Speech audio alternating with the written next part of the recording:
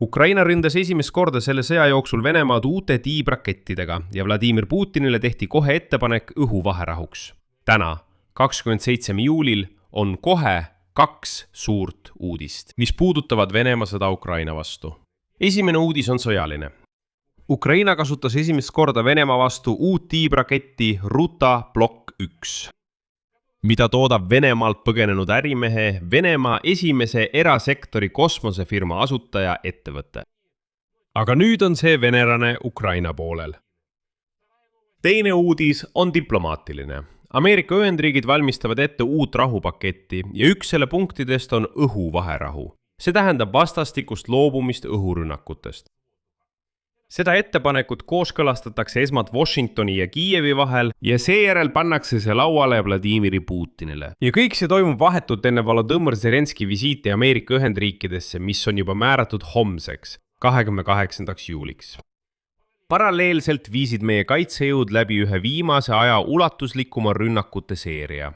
Tule alla sattus strateegiline Rossreservi naftabaas Udmurtias. See asub 1300 kilomeetri kaugusel piirist. Sadam ja naftabaas Rostovis Dooni ääres ning veel 2 sadamat Aasovi meres. Üldiselt siin on kindlasti mida arutada. Minu nimi on Aleksei Betši, alustame. Aga enne kui alustame, palun tellige seda kanalit. Me liigume 300 000 tellija poole. Seega olen tänulik teie tellimuse eest. Alustan selle päeva peamisest sõjalisest sensatsioonist. Ukraina kasutas ilmselt esimest korda Venemaa territooriumi ründamiseks tiibrakette Ruta Block 1, mis on välja töötatud koos ukrainlastega. Hollandi ettevõttega Destinus, mille asutas Venemaa esimese erasektori kosmoseettevõtte looja Mihhail Kokoritš. Seda kinnitavad Venemaa setblogijate avaldatud raketirusude fotod Ruta Block 1, mis said esimeseks avalikuks kinnituseks selle lahingulise kasutamise kohta. Kuid lisaks venelastele teatas ka Ameerika väljaanne The Warzone, et Ukraina relvajõud on hakanud Venemaa vastu kasutama odavaid tiibrakette Ruta Block 1. Põhjuseks said just need fotod selle relva rusudest, eriti korpus, sisemised komponendid ja alla tulistatud raketi sabaosa, ja need avaldasid Vene Telegrami kanalid. Just nende põhjal tuvastasid lääne analüütikud selle uue relva. Mis rakett see üldse on? Ruta Block 1 on väike maapealne tiibrakettrool. Tootja väidab, et selle lennu ulatus on kuni 300 kilomeetrit ja lahingupea mass kuni 150 kilogrammi. Seadme kiirus on umbes 0,7 Machi. See tähendab umbes 800 kuni 850 kilomeetrit tunnis. See rakett kasutab korraga 3 navigatsioonisüsteemi, inertsiaalset, satelliit ja visuaalset. Ja viimane neist on eriti oluline, sest visuaalne navigatsioon võimaldab sihtmärgile suunata isegi siis, kui satelliidisignaal on häiritud. Ja just sellega tegelebki Venemaa elektrooniline sõjapidamine. Aga eraldi küsimus on selles, kes seda raketti teeb, sest see on üldse omaette läitlik lugu. Raketi töötas välja ettevõtte Destinus koostöös Ukraina spetsialistidega, kuid selle ettevõtte eesotsas on Mihhail Kokoritš.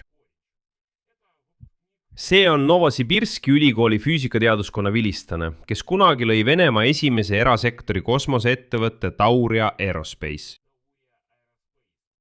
2024 aastal loobus Kokoritš Venemaa kodakondsusest ja aasta hiljem viis ettevõtte peakontori Hollandisse. Nüüd varustab endine Venemaa ettevõtja kaugmaadroonide ja tiibrakettidega Ukrainat ja Euroopa riike. See tähendab, et inimene, kes Venemaal ehitas kosmosesatelliite ja nüüd toodab relvi, millega Ukraina lööb metsistunud Venemaa pihta.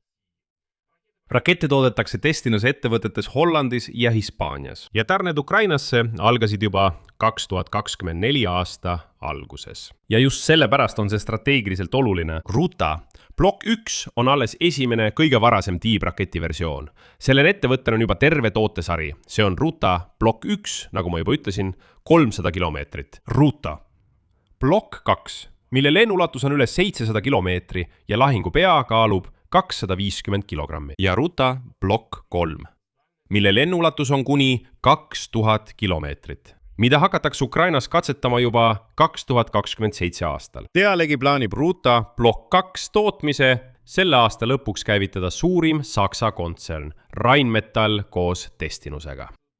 See tähendab, et sakslased on juba sellesse protsessi kaasatud ja tegelikult laiendavad nende rakettide tootmist. Selle programmi mõtte sõlastas suurepäraselt Kokoric ise. Järgmisena toon tema tsitaadi. Euroopa astub uude kaitseajastusse, kus otsustavaks teguriks ei ole enam täppisrelvade olemasolu, vaid võime toota, täiendada ja arendada seda tööstuslikus mahus pikaajaliste kõrge intensiivsusega konfliktide ajal. Lihtsamalt öeldes, võidab mitte see, kelle rakett on ilusam, ei, vaid see, kes suudab neid rakette sadade ja tuhandete kaupa toota. Ja siis, kui juba Block 3 tööle hakkab, Ukraina ja Euroopa saavad täisväärtuslikud tiibraketid, mille lennuulatus ulatub Uuraliteni. Ilma igasuguse sõltuvuseta Ameerika Ühendriikide loast, mida meile, aastaid, on survet avaldatud läänerelvade kasutamise küsimuses. Lisaks, mis on oluline, need raketid on märkimisväärselt odavamad kui sarnaste omadustega Ameerika Tomahawkid. Nii et siin on selgelt läbimurre näha. Ja siit esimesest uudisest tuleneb teine, kuid juba diplomaatiline. Ameerika Ühendriigid valmistavad ette õhurelvarahu Ukraina ja Venemaa vahel. Reutersi allikate andmetel valmistab Washington ette uut ettepanekute paketti sõja lõpetamiseks ja üks selle punktidest on vastastikuste õhurünnakute lõpetamine. See tähendab, et Venemaa lõpetab rakettide ja šahheedidega meie linnade ründamise ja Ukraina droonide ja rakettidega Venemaa tagalasse löömise. Mehhanism on järgmine. Praegu arutavad seda algatust Washington ja Kiiev. Hiljem, kui see on juba valmis ja kokku pandud, esitatakse seda Moskvas uuel rahuläbirääkimiste voorul. Võtmekontekst on Volodõmõr Zelenski visiit Ameerika Ühendriikidesse. Täna on ta Suurbritannias, aga juba homme, 28. juulil. Ukraina president lendab USA-sse kohtumisele Trumpiga, kus tulevase vaherahu küsimust arutatakse juba otse. Ja nüüd täpsustasid Reutersi allikad, et Ukraina pool on läbirääkimistest huvitatud, kuid ootab seni Ameerika presidendi ajakava kinnitust.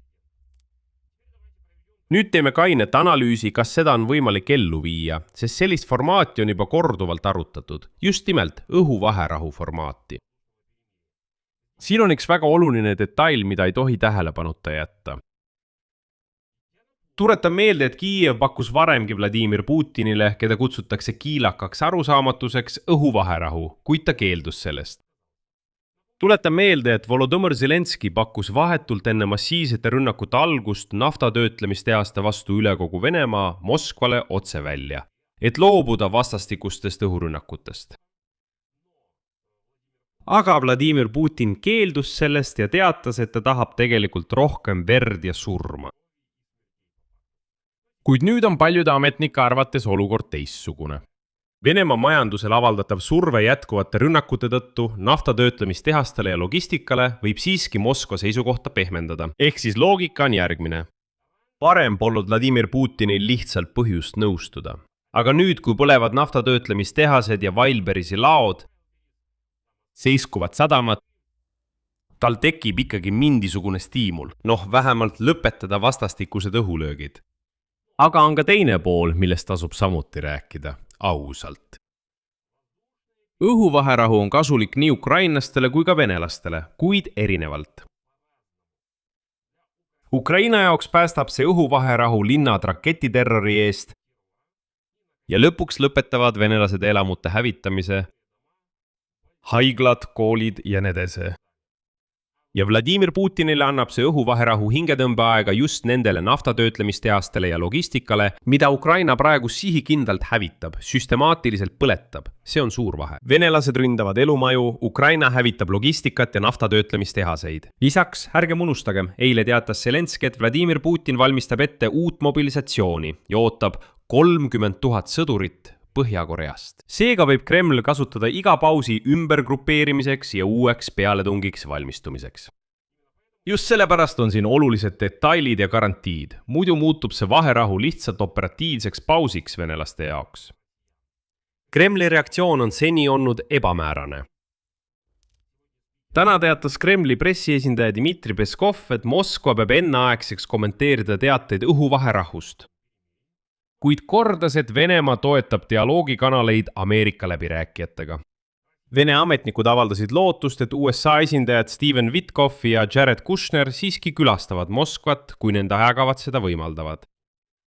Nüüd siis see Vene maniak Vladimir Putin hakkas survestama, et Witkoff ja Kushner tuleksid tema juurde isiklikult läbi rääkima. See jobu Vladimir Putin. Ja talle on oluline näidata, et vaadake, minu juurde tullakse isiklikult Moskvasse läbi rääkima. Ilmselt solvas Vladimir Putinit väga see fakt, et juba 8. juulil lubas Trump talle helistada, aga siis lihtsalt ignoreeris seda kiilanevat jobu. Ja nüüd kokkuvõtte sellest, mida Ukraina kaitsejõud tegid eile ja öösel, sest löögid ei lõppe päevakski ning just need tekitavad selle surve, mis võib panna Vladimir Putini läbirääkimiste laua taha istuma. Veelgi enam, president Volodõmõr Zelenski pidas eelmisel päeval koosoleku sõjaväelastega ja teatas, et kaitsejõud on uuendanud sihtmärkide nimekirja Venemaal ning kavatsevad ainult suurendada rünnakuid Vene tagalasse. See tähendab, et veelgi rohkem naftatöötlemistehaseid, naftabaase ja Wildberrysi ladusid põlevad üle kogu Venemaa. Samal ajal, täna öösel, 27. juulil, lendasid Ukraina droonid 1300 kilomeetri kaugusele piirist ja ründasid Udmurtiat. Vabariigi juht Aleksandr Britšalov oli sunnitud tunnistama, tsiteerin, sõjaaja kõige massiivsemat droonirünnakut regioonile. Rünnaku sihtmärgiks sai Roosreservi kombinaat Prioriteet. Varem tuntud kui Korisont Poroki asulas Kambari rajoonis. Tegelikult ei ole see lihtsalt mingi naftabaas, ei. See on strateegiline kinnise tüübi objekt, mida valvab relvastatud valve, mis on mõeldud kütusevarude pikaajaliseks ladustamiseks, naftatoodete ja kütuse määrdeainete jaoks hädaolukordade või sõjaliste vajaduste puhuks. See on niinimetatud riigi strateegiline reserv. See tähendab, et me ründame riikliku kütuse reservi, mida Venemaa hoiab spetsiaalselt selleks puhuks, kui riigis tekib defitsiit. Ja see defitsiit ongi riigis just praegu tekkinud. Muide, Vene õhutõrje töö tõttu lendas üks droonidest mitmekorruselisse elumajja sisse. Muide, need on nende enda kaitsevahendid. Volodõmõr Zelenski kinnitas lööke naftaobjektidele Udmurtias ja Jaroslavli oblastis ning sõnastas nende löökide mõtte järgmiselt. Täidetakse kaugmaa sanktsioonide plaani. Teine löögisuund sel ööl oli Rostov-Doni ääres. Droonid tabasid selle linna sadamat ja raudtee infrastruktuuri. Linna sadama piirkonnas registreeriti plahvatused ja purustused. Hiljem kinnitasid satelliidanalüütikud ulatusliku tulekahju naftabaasis Rostovis Doni ääres. Lisaks teatati löögist Azovi optikamehaanilisele tehasele. See tähendab ettevõttele, mis toodab optoelektroonilisi, raadilokatsiooni ja kõrgtäpseid süsteeme ja kuulub Venemaa kaitsetööstuskompleksi. See tähendab, et me tabame taas tehast, mis toodab Venemaa relvadele elektroonikat. Kolmas sihtmärk on Azovi meri. Pärast droonirünnakut olid halvatud veel 2 Venemaa sadamat Azovi merel. See on süsteemse mereblokaadi kampaania jätk, sest Ukraina on juba sulgenud suure osa Venemaa laevandusest selles piirkonnas ning nüüd lisanduvad uued sadamad. Tuletan meelde, et läbi Azovi mere liigub märkimisväärne osa Venemaa teravilja ja naftatoodete ekspordist. Iga seisev sadam mõjutab Kremlile laekuvat valuutatulu. Eraldi tasub mainida, millist mõju see kõik kokku annab, sest siin ilmus üks kõnekas detail. Kütusepuuduse tõttu on isegi Vene sõjaväelastele kehtestatud piirangud sõjatehnika tankimiseks. Nende dokumentides kõlab see järgmiselt, tsiteerin. Kütusest on katastroofiliselt puudus. Ja lihtsalt mõelge selle peale, agressoriviigi armee normeerib kütust oma enda sõjatehnikale. See on otsene tagajärg Ukraina löökidele naftatöötlemistehastele, naftabaasidele ja just sellele logistikale, mida Ukraina igal ööl hävitab. Ja see on suurepärane uudis, sest varem nappis kütust ainult tsiviilelanikele, aga nüüd ei jätku seda ka sõjaväelastele. Seetõttu on löök Udmurtias asuvate reservide pihta märk sellest, et venelastel on kütuseprobleemid tegelikult alles algamas. See on alles algus. muide, Krimmis ei müüda täna enam bensiini isegi neile, kes jõudsid spetsiaalsed QR-koodid osta. See tähendab, et kütust pole nüüd isegi välja valitutele.